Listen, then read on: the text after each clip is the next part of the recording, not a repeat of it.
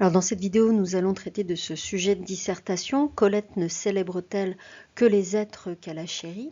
Donc toujours de la même manière, dans un premier temps, on fait l'analyse des mots-clés et on les interroge. Premier mot-clé, c'est évidemment le mot « être » qui désigne chez Colette la famille, notamment la mère disparue, le père et les frères, mais également les amis, les animaux. Donc c'est vraiment tous les êtres vivants, mais en réalité, déjà, on peut apporter une petite nuance. On voit que chez Colette, il y a au-delà des êtres, la nature qui est vraiment quelque chose qu'elle célèbre énormément. Deuxième mot-clé, le mot chérir, ce verbe qui indique la protection, le fait qu'on entoure les gens de soins, qu'on essaye de faire en sorte qu'ils sont les mieux possibles, et puis l'idée d'adorer. Donc là c'est pareil, on va pouvoir montrer que effectivement, oui, il y a bien la volonté de chérir la mémoire de ceux qui ont disparu, mais encore une fois, ce ne sont pas que les êtres qu'elle chérit, c'est aussi la nature, et puis c'est aussi des idées qui sont des idées fortes dans l'œuvre, comme par exemple la liberté, la libération. En particulier, on pense au récit qui s'appelle Les Vrilles de la Vigne avec l'histoire du rossignol. Donc on voit déjà à chaque fois qu'il y a dans ces deux mots-clés des choses qu'on est en position de nuancer. Donc en fait, quand on regarde bien le sujet, on voit bien qu'il y a une négation restrictive qui nous appelle tout simplement à nuancer ce sujet parce qu'il n'y a pas que les êtres qu'elle chérit et puis ce n'est pas que non plus la nature, c'est pas que le monde qu'elle chérit, c'est aussi les idées qui font partie pour elle vraiment une partie intégrante du monde, à savoir un monde qui est vivant, un monde qui est libre, un monde qui est dans la joie. Donc on est dans un sujet où il va falloir qu'on reformule la problématique. Dans quelle mesure Colette rend-elle hommage à la fois aux personnes mais aussi au monde d'une manière plus globale, une problématique qui reformule bien en montrant des nuances à apporter. On se rappelle que lorsque le sujet est comme ici une question directe, ce n'est pas la problématique qu'on vous demande d'intégrer dans votre introduction. Votre problématique, c'est la question directe telle que vous la reformulez à partir de votre analyse du sujet. Donc dans un premier temps, puisqu'il s'agit d'un sujet à nuancer, on va montrer que le sujet propose une thèse tout à fait pertinente. Il y a bien dans Les Vrilles de la Vigne et dans Sido l'idée de rendre hommage aux disparus, de rendre hommage aux êtres qu'elle côtoie dans le présent avec Valentine, les différentes amies mondaines et surtout évidemment Missy.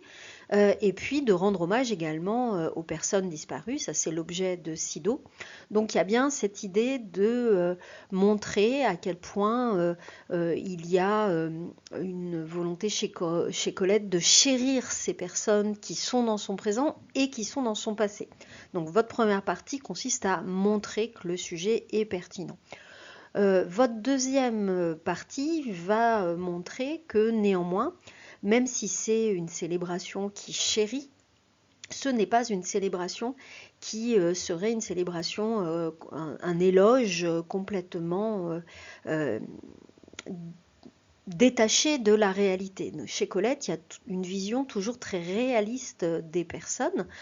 Si on prend l'exemple des amies mondaines de Valentine, par exemple, on voit que Valentine, elle est en quelque sorte méchante avec Colette, puisque elle la critique, elle a un peu honte d'être son amie en public, puisque il y a vraiment l'idée que Colette n'est pas comme il faut. Elle ne se rend pas compte de quoi on a l'air, c'est le titre de l'un des récits. Donc il y a une vision assez réaliste, de la même manière de Sido, dans la manière dont Colette décrit et rapporte les faits et gestes et surtout les paroles de Sido. On voit bien que Sido est quelqu'un d'un peu méchant, qui est même assez cruel vis-à-vis de cette propre fille, qu'elle appelle une meurtrière, parce qu'elle a déterré les bulbes des crocus. Donc il y a une dimension qui n'est pas véritablement une idéalisation qui serait complètement exempte de défauts. Il y a à chaque fois une vision très réaliste, c'est ce qui fait aussi tout le sel de Colette et toute la contradiction, le paradoxe, puisqu'elle idéalise sa mère tout en montrant ses aspects très cruels. Donc ce n'est pas un panégyrique l'éloge qu'il y a de Sido et de sa famille. Donc votre troisième partie va essayer de montrer encore une fois la restriction qu'on peut nuancer dans le sujet, puisque le sujet réduit en fait la célébration que aux êtres, sous-entendu aux humains. Donc là, on va pouvoir montrer que chez Colette, c'est bien plus large que ça, qu'il y a une idée de monde plutôt que de être, simplement. Donc on va montrer toute la dimension nature vivante avec une espèce de fusion entre le monde végétal, le monde animal et le monde humain. Les trois sont au même niveau et il n'y en a pas un qui est au-dessus des autres. On voit que Sido, par exemple, elle est au service de la nature, tout comme Colette l'est également. Et on voit aussi que c'est une célébration qui veut montrer non pas simplement le côté extatique de ces gens qui ont disparu, mais montrer en fait toute la beauté du monde et également quelque chose qui est très important pour Colette, c'est la liberté de ces êtres vivants, la liberté de la nature et la liberté aussi dans la manière dont on peut sentir son corps, par exemple. Il y a toutes les pages dans les vrilles de la vigne sur le corps, l'importance de la danse, par exemple. Donc c'est un monde qui est vivant, c'est un monde qui est libre, c'est un monde qui n'est pas dans les apparences sociales, c'est un monde qui n'est pas dans les normes sociales. Donc ce qu'elle célèbre, ce ne sont pas simplement des êtres, c'est la nature, c'est le monde en général et c'est aussi des idées. Donc voilà pour ce sujet qui est un sujet assez intéressant dans sa perspective.